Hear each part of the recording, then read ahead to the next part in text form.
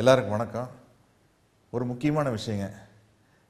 இப்போ பார்த்தீங்கன்னா நம்ம நாட்டில், குறிப்பாக தமிழ்நாட்டிலையா இருந்தாலும் சரி, இல்லை இந்தியாவிலையா இருந்தாலும் சரி, விபத்துகள் ரொம்ப அதிகமாயிருச்சு. சாலைகளில் விபத்துகள், தொழிற்சாலைகளில் விபத்துகள், விளையாடும் போது ஏற்படுற விபத்துகள், இன்னும் சொல்லப்போனால் வீட்டுக்குள்ளேயே நடக்கிற விபத்துகள். இந்த மாதிரி எங்கே விபத்துகள் நடந்தாலும் அதில் முதல்ல அடிபடுறது நம்ம பல்லு தான். பல்லு போச்சுன்னா சொல்லு போச்சுன்னு சொல்லுவாங்க. அது மட்டும் இல்லை, இப்போ நீங்கள் ஒரு நேர்முக தேர்வுக்கு போகிறீங்கன்னு வச்சுங்களேன், உங்களுக்கு என்னதான் அறிவு கூர்மை இருந்தாலும் நீங்கள் புத்திசாலித்தனமாக பதில் சொன்னாலும் கூட பல் இல்லைங்கிற காரணத்தினால உங்களுக்கு அந்த வேலை கிடைக்காம போயிடும்.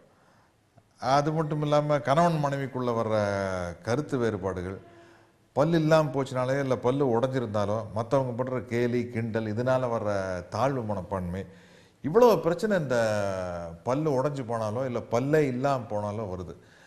இப்போ அதை பற்றி நம்ம கவலைப்பட வேண்டிய அவசியமே இல்லை.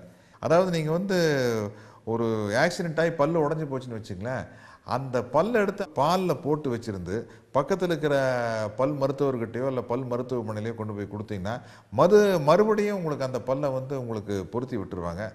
அது இயற்கையாகவே நம்ம பல்லோடு அது அப்படியே மெர்ஜ் ஆயிரும்.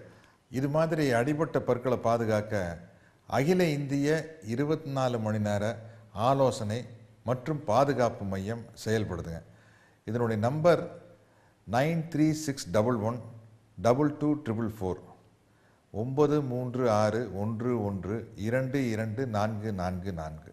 மேலும் விவரங்களுக்கு ரோட்டரி கோயம்புத்தூர் மிட்டவுன் ஐஸ்வர்யா இணையதளத்தின் www.saveinjuredteeth.com போனீங்கன்னா எல்லா விஷயமும் தெரிஞ்சிடும். இவர்களுடைய மருத்துவ பணி தொடர என்னுடைய மனமார்ந்த வாழ்த்துக்கள். பல் உடைந்து விழுந்தால் என்ன செய்ய வேண்டும்? உடைந்து விழுந்த பல்லை தேடி எடுங்கள்.